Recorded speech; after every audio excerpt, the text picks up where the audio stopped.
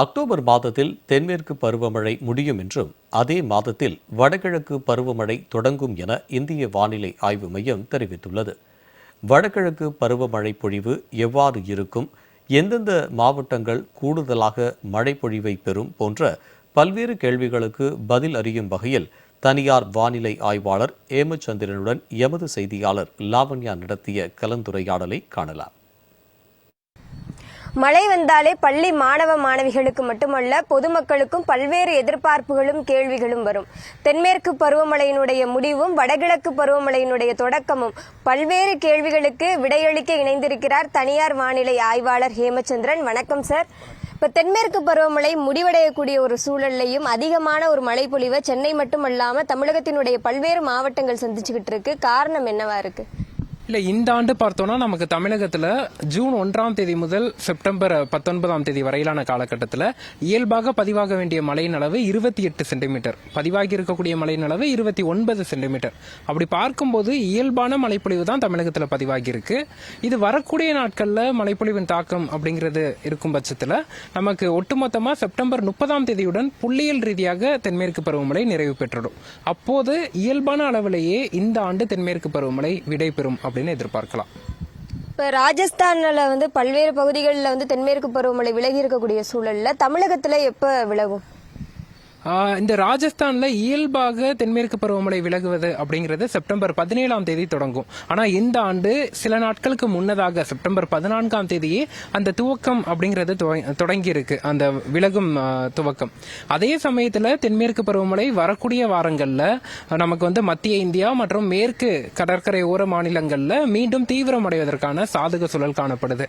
அப்படி பார்க்கும்போது தென்மேற்கு பருவமழை முழுமையாக தமிழகம் கேரளா வரைக்கும் விலகுவதற்கு அடுத்த 3 வார காலங்கள் குறைந்தபட்சம் ஆகும் அப்படின்னு நம்ம எதிர்பார்க்கலாம். குறிப்பா வரக்கூடிய நாட்கள்ல செப்டம்பர் 25 வாக்குல புதிய காற்றழுத்த தாழ்வு பகுதி மத்திய மேற்கு வங்கக்கடல்ல உருவாக இருக்கு. அதன் காரணமா தென்மேற்கு பருவமழை மீண்டும் ஆந்திரா, தெலுங்கானா, மகாராஷ்டிரா, கர்நாடகா, கேரளா போன்ற மாநிலங்கள்ல தீவிரமடைவதற்கான சூழலும் இருக்கு. இப்போ வடகிழக்கு பருவமழை அக்டோபர் மாதத்துல தொடங்க இருக்குது. என்ன மாதிரியான ஒரு மழைப்பொழிவை தமிழகத்துக்கு தரும்? அதிலும் குறிப்பா எந்தெந்த மாவட்டங்கள் அதிகமான ஒரு மழைப்பொழிவை சந்திக்க நேரிடும்? குறிப்பா நமக்கு வடகிழக்கு பருவமழை தொடங்குவதற்கு கிட்டத்தட்ட ஒரு 3-4 வாரங்கள் இருக்கு. ஆனால் அந்த பருவமழை தொடங்குவதற்கு முன்னதாகவே நமக்கு பரவலா நல்ல மழைப்பொழிவு இருக்கும். உள் மாவட்டங்கள், மேற்கு மாவட்டங்கள், தென் மாவட்டங்கள் எல்லாம் வெப்பச்சலன இடிமலை தீவிரமடைந்து மழைப்பொழிவு கொடுப்பதற்கான சாதக சூழல் காணப்படுது. அக்டோபர் முதல் 2-3 வாரங்கள்ல தீபாவளி பண்டிகைக்கு பின் அக்டோபர் 20 பின் படிப்படியாக வடகிழக்கு பருவமழை தொடங்குவதற்கான சாதக சூழல் உருவாக்கி தீவிரமடையும் அப்படின்னு எதிர்பார்க்கலாம். இந்த ஆண்டு வடகிழக்கு பருவமழை காலத்துல ஒட்டுமொத்த தமிழகத்திலுமே நல்ல மழைப்பொழிவு இருக்கு. குறிப்பாக வட மாவட்டங்கள் மற்றும் டெல்டா மாவட்டங்கள்ல இயல்புக்கு மிகுதியான மழைப்பொழிவுக்கான வாய்ப்புகளும் இருக்கு. தென்மேற்கு பருவமழை தொடங்கினதிலிருந்து கோவை, நீலகிரி ஆகிய 2 மாவட்டங்களும் அதிகமான ஒரு மழைப்பொழிவை சந்திச்சுட்டு வராங்க.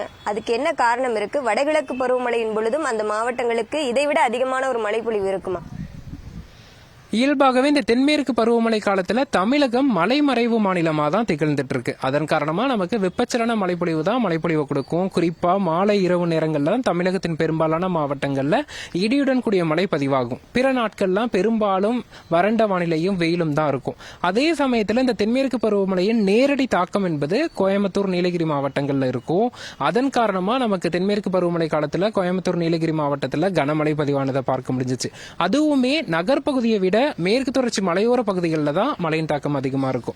வடகிழக்கு பருவமழை காலத்தை பொறுத்த வரைக்கும் நமக்கு சலனங்கள் அரபிக்கடல்ல புயல் உருவாவதற்கான வாய்ப்புகள் குறைவா இருக்கு. அரபிக்கடல் நோக்கி குமரிக்கடல் ஊடாக புயல் சின்னங்கள் செல்வதற்கான வாய்ப்புகள் குறைவா இருக்கு. அப்படி பார்க்கும்போது கோயம்புத்தூர், நீலகிரி மாவட்டங்கள்ல பாதிக்கும் பெருமழைக்கான வாய்ப்புகள் இல்லை. அதே சமயத்துல வடகிழக்கு பருவமழை இயல்பான மழைப்பொழிவை நமக்கு கோயம்புத்தூர், நீலகிரி மாவட்டங்கள் உட்பட மேற்கு மாவட்டங்களுக்கும் கொடுக்கும் அப்படின்னு நம்ம எதிர்பார்க்கலாம். தென்மேற்கு பருவமழை மற்றும் வடகிழக்கு பருவமழை தொடர்பான பல்வேறு கேள்விகளுக்கு விடையளித்திருக்கிறார் தனியார் வானிலை ஆய்வாளர் ஹேமச்சந்திரன். ஜெயா பிளஸ் செய்திகளுக்காக ஒளிப்பதிவாளர் டேனியலுடன் செய்தியாளர் லாவண்யா ஜீவானந்தம்.